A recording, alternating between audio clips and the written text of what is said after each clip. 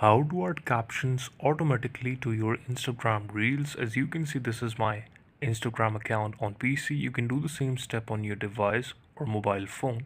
Now, these are the steps how to add captions to your Instagram Reel in the application. To add auto captions to your Instagram Reel directly in the application. So this is how you can do it.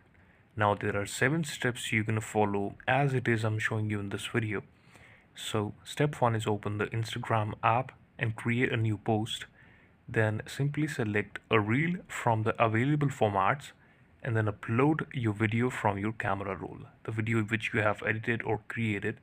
Now click next at the top of your screen to start editing.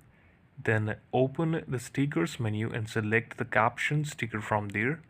Then you can simply customize your caption font, style and placement and publish it as your reel. This is the video. Thank you so much for watching it.